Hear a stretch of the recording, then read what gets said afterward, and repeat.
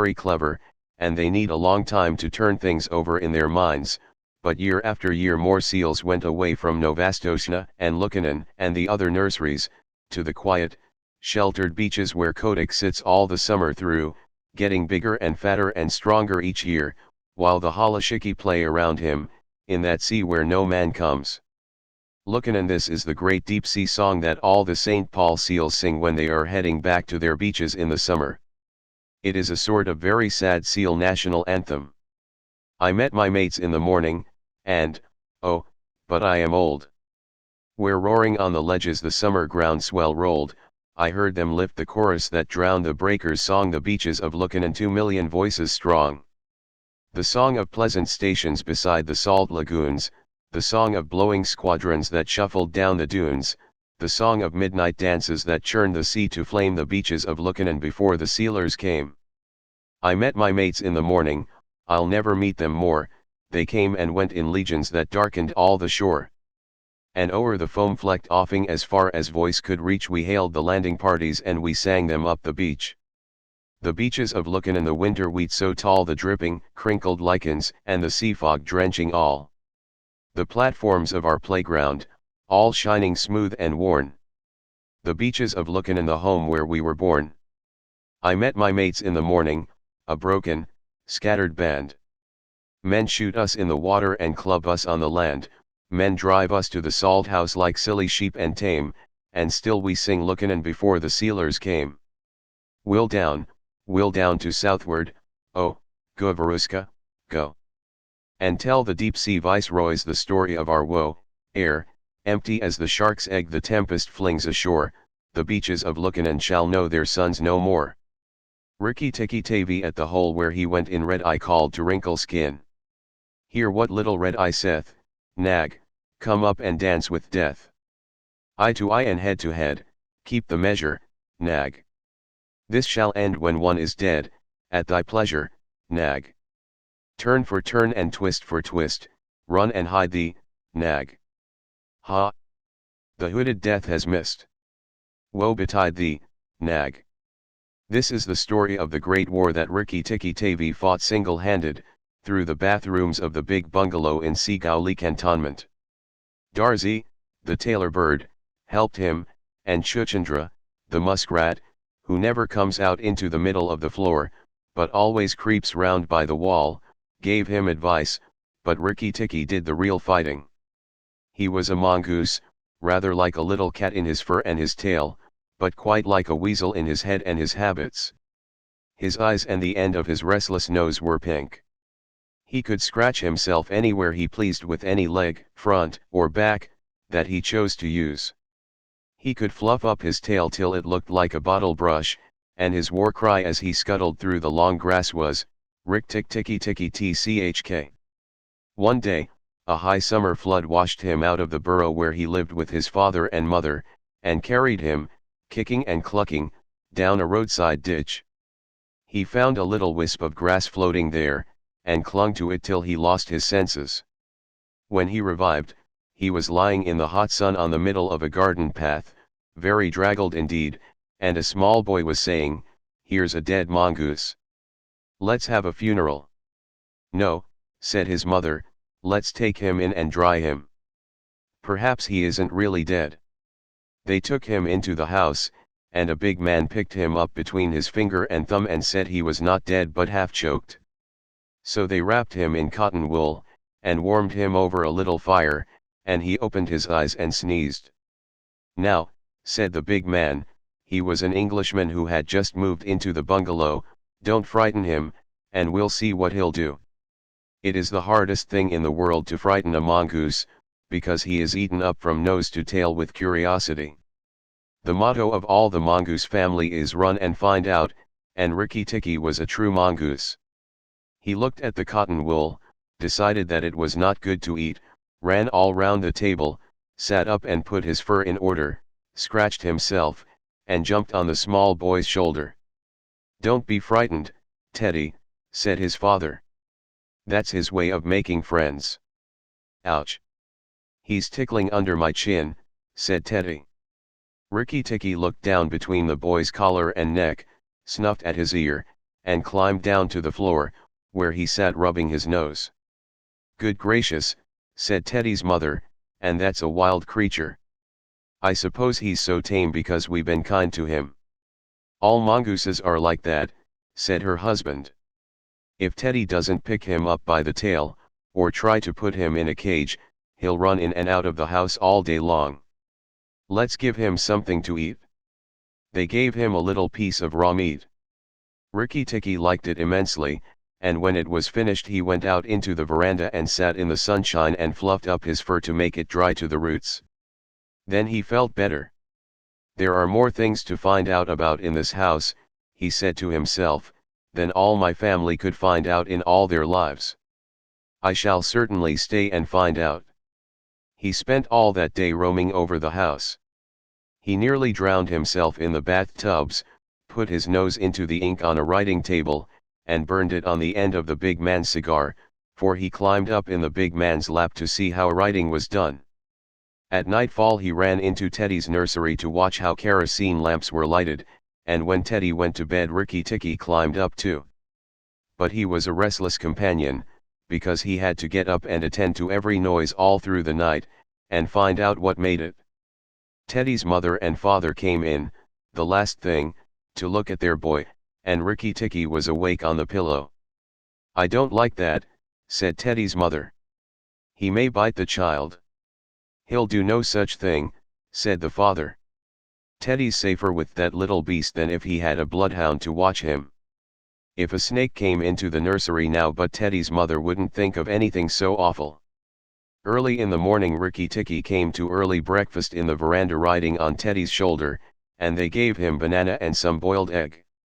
He sat on all their laps one after the other, because every well-brought-up mongoose always hopes to be a house mongoose someday and have rooms to run about in, and Rikki Tikki's mother, she used to live in the general's house at Sigauli, had carefully told Rikki what to do if ever he came across white men. Then Rikki Tikki went out into the garden to see what was to be seen. It was a large garden, only half cultivated, with bushes, as big as summer houses, of Marshall Neil roses, lime and orange trees, clumps of bamboos, and thickets of high grass. Rikki Tikki licked his lips. "This is a splendid hunting ground," he said, and his tail grew bottle-brushy at the thought of it, and he scuttled up and down the garden, snuffing here and there till he heard very sorrowful voices in a thorn bush. It was Darzee, the tailor bird, and his wife. They had made a beautiful nest by pulling two big leaves together and stitching them up the edges with fibers, and had filled the hollow with cotton and downy fluff. The nest swayed to and fro, as they sat on the rim and cried. "What is the matter?" asked Rikki Tikki. "We are very miserable," said Darzee. "One of our babies fell out of the nest yesterday and Nag ate him." Said Rikki Tikki, "that is very sad, but I am a stranger here. Who is Nag?" Darzee and his wife only cowered down in the nest without answering, for from the thick grass at the foot of the bush there came a low hiss, a horrid cold sound that made Rikki Tikki jump back 2 clear feet. Then inch by inch out of the grass rose up the head and spread hood of Nag, the big black cobra, and he was 5 feet long from tongue to tail. When he had lifted 1/3 of himself clear of the ground, he stayed balancing to and fro exactly as a dandelion tuft balances in the wind, and he looked at Rikki Tikki with the wicked snake's eyes that never change their expression, whatever the snake may be thinking of. "Who is Nag?" said he. "I am Nag. The great god Brahm put his mark upon all our people, when the first cobra spread his hood to keep the sun off Brahm as he slept. Look, and be afraid." He spread out his hood more than ever, and Rikki Tikki saw the spectacle mark on the back of it that looks exactly like the eye part of a hook and eye fastening. He was afraid for the minute, but it is impossible for a mongoose to stay frightened for any length of time, and though Rikki Tikki had never met a live cobra before, his mother had fed him on dead ones, and he knew that all a grown mongoose's business in life was to fight and eat snakes. Nag knew that too, and, at the bottom of his cold heart, he was afraid. "Well," said Rikki Tikki, and his tail began to fluff up again, "marks or no marks, do you think it is right for you to eat fledglings out of a nest?" Nag was thinking to himself, and watching the least little movement in the grass behind Rikki Tikki. He knew that mongooses in the garden meant death sooner or later for him and his family, but he wanted to get Rikki Tikki off his guard. So he dropped his head a little, and put it on one side. "Let us talk," he said. "You eat eggs. Why should not I eat birds?" "Behind you. Look behind you," sang Darzee. Rikki Tikki knew better than to waste time in staring. He jumped up in the air as high as he could go, and just under him whizzed by the head of Nagaina, Nag's wicked wife. She had crept up behind him as he was talking, to make an end of him. He heard her savage hiss as the stroke missed. He came down almost across her back, and if he had been an old mongoose he would have known that then was the time to break her back with one bite, but he was afraid of the terrible lashing return stroke of the cobra. He bit, indeed, but did not bite long enough, and he jumped clear of the whisking tail, leaving Nagaina torn and angry. "Wicked, wicked Darzee," said Nag, lashing up as high as he could reach toward the nest in the thorn bush. But Darzee had built it out of reach of snakes, and it only swayed to and fro. Rikki Tikki felt his eyes growing red and hot. When a mongoose's eyes grow red, he is angry, and he sat back on his tail and hind legs like a little kangaroo, and looked all round him, and chattered with rage. But Nag and Nagaina had disappeared into the grass. When a snake misses its stroke, it never says anything or gives any sign of what it means to do next. Rikki Tikki did not care to follow them, for he did not feel sure that he could manage two snakes at once. So he trotted off to the gravel path near the house, and sat down to think. It was a serious matter for him.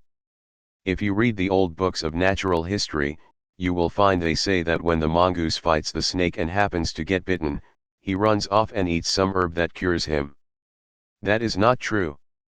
The victory is only a matter of quickness of eye and quickness of foot. Snakes blow against mongooses jump, and as no eye can follow the motion of a snake's head when it strikes, this makes things much more wonderful than any magic herb. Rikki Tikki knew he was a young mongoose, and it made him all the more pleased to think that he had managed to escape a blow from behind. It gave him confidence in himself, and when Teddy came running down the path, Rikki Tikki was ready to be petted. But just as Teddy was stooping, something wriggled a little in the dust, and a tiny voice said, "Be careful. I am Death." It was Karite, the dusty brown snack eeling that lies for choice on the dusty earth, and his bite is as dangerous as the cobra's. But he is so small that nobody thinks of him, and so he does the more harm to people.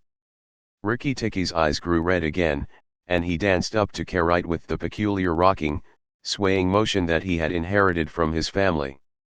It looks very funny, but it is so perfectly balanced a gait that you can fly off from it at any angle you please, and in dealing with snakes this is an advantage.